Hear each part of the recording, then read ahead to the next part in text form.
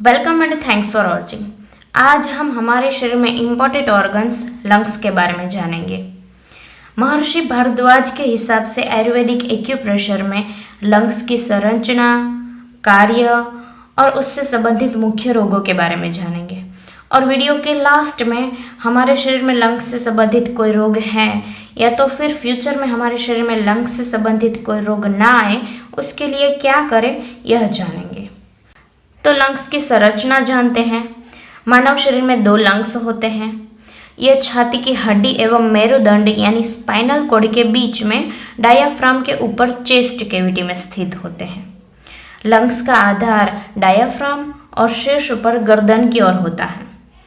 दोनों लंग्स के बीच में थोड़ा लेफ्ट साइड पीछे हटकर हार्ट स्थित होता है। दोनों लंग्स डबल मेम्ब्रेन के बने थैले जैसे फुफ्फुस आवरण, जिसे प्लेयूरा कहते हैं, उसमें सुरक्षित होते हैं। प्लेयूरा में एक प्रकार का द्रव्य भरा होता है जो कि लंग्स को रगड़, चोट, झटकों से बचाता है। लंग्स में असंख्य वायु कोश होते हैं और वायु कोशों के चारों ओर असंख्य वायु कोशिकाएं होती हैं, जिसे एयर सेल्स कहते हैं, जिसके दूसरे किनारे पल्मोनरी वेन्स के साथ मिले रहते हैं, जिससे यह ग्रेप्स के गुच्छे की तरह दिखते हैं। इन्हीं वायु कोशों में हवा भरती हैं। राइट लंग लेफ्ट लंग से अधिक चौड़ा होता है। राइट लंग का एवरेज वेट 520 ग्राम होता है और लेफ्ट लंग का एवरेज वेट 430 ग्राम होता है। लंग्स का रंग आयु के अनुसार बदलता रहता है। बाल्यावस्था में लाल रंग होता है, युवावस्था में मटमैला जैसा होता है और वृद्धावस्था में डार्क ब्लू कलर होता है। And the lungs are flexible and spread like rubber. अब लंग्स के कार्य जान लेते हैं। तो लंग्स का मुख्य कार्य हार्ट से आए हुए अशुद्ध रक्त को शुद्ध करना है, जिसे हम रेस्पिरेटरी सिस्टम कहते हैं। पल्मोनरी आर्टरीज द्वारा लंग्स में हार्ट से जो अशुद्ध रक्त आता है, उसमें से लंग्स अशुद्ध वायु यानी कार्बन डाइऑक्साइड को निकाल कर ऑक्सीजन भर देता है, जिससे अशुद्ध रक्त शुद्ध हो जाता है और पुनः यह हार्ट में पहुंचकर रक्तवाहिनियों के माध्यम से संपूर्ण शरीर में संचरण करने लगता है। अब लंग्स से जुड़े कुछ मुख्य रोग जान लेते हैं।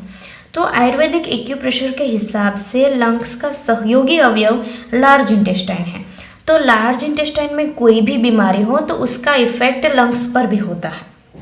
और respiratory disease, pneumonia, pleurisy, asthma, skin disease, hair disease, रात्रि में पसीना आना, नाक संबंधित सभी रोग, स्वर यंत्र संबंधित सभी रोग, अंगूठे के रोग, एलर्जी, खांसी, लंग्स का संक्रमण यानी लंग्स की टीबी, यह सारे लंग्स संबंधित रोग हैं।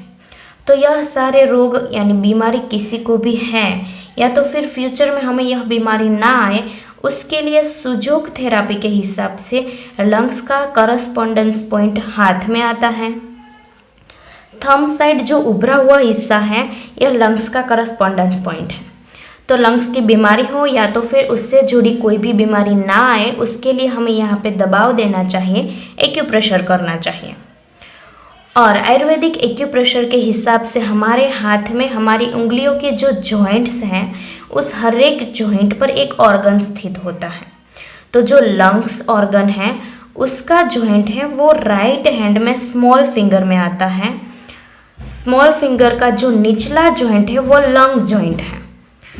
तो इस जॉइंट पर भी हम दबाव दे सकते हैं, एक्यूप्रेशर कर सकते हैं, या तो फिर इस तरह से मेथी स्ट्रिप, मेथी की पट्टी बनाकर वहाँ पे लगा सकते हैं और वहाँ पे दबाव दे सकते हैं, एक्यूप्रेशर कर सकते हैं। तो आज हमने कुछ लंग्स से जुड़ी बातें जानी। अब आपको लंग्स से रिलेटेड कोई भी क्वेश्चन हो तो आप मुझे नीचे कमेंट करके बता सकते हो। अब हम मिलेंगे नेक्स्ट वीडियो में, तब तक के लिए take care. Thank you so much for watching.